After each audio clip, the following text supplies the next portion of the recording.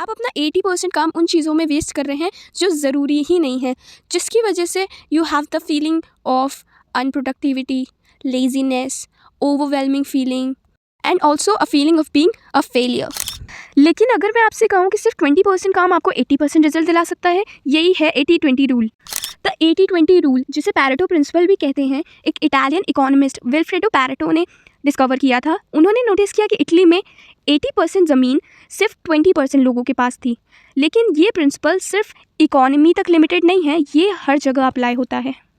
For example 80% profits किसी भी company के सिर्फ 20% कस्टमर्स से आते हैं। सेम एज 80% मार्क्स सिर्फ 20% इंपॉर्टेंट टॉपिक्स से मिलते हैं। और इसी तरह 80% प्रोक्रास्टिनेशन सिर्फ 20% डिस्ट्रैक्शंस की वजह से होता है। तो उन इंपॉर्टेंट 20% पे फोकस करके हम ज़्यादा रिजल्ट्स पा सकते हैं। How to use the 80-20 rule. Step 1, identify your 20% task. सबसे पहले अपने सभी टास्क की एक लिस्ट बनाओ, फिर सोचो कौन से 20% टास्क मुझे सबसे ज़्यादा रिजल्ट देंगे, उन पे फोकस करो। फॉर एग्जाम्पल अगर एग्जाम के लिए 10 चैप्टर्स हैं तो सिर्फ उन 2-3 इंपॉर्टेंट टॉपिक्स को पढ़ो जो ज़्यादा मार्क्स दिलाएंगे।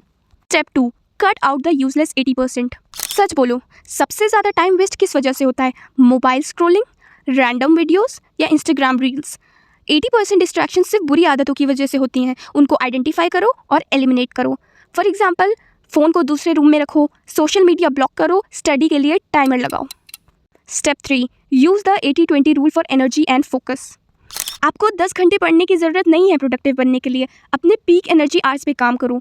फॉर एग्जाम्पल अगर सुबह आपका फोकस बेस्ट है तो सबसे मुश्किल काम तब करो, इससे 80% काम सिर्फ 20% टाइम में हो जाएगा। दुनिया के सक्सेसफुल लोग भी यही रूल फॉलो करते हैं। तो सिर्फ मेहनत मत करो, स्मार्ट वर्क करो, सबसे इंपॉर्टेंट 20% टास्क पर ध्यान दो, यूजलेस 80% हटा दो और देखो प्रोडक्टिविटी कैसे बढ़ती है। अगर आपको ये वीडियो हेल्पफुल लगी तो लाइक बटन दबा दो और मोर प्रोडक्टिविटी हैक्स के लिए सब्सक्राइब करो और कमेंट में बताओ आपका सबसे बड़ा प्रोक्रास्टिनेशन ट्रिगर क्या है। Thanks for watching guys.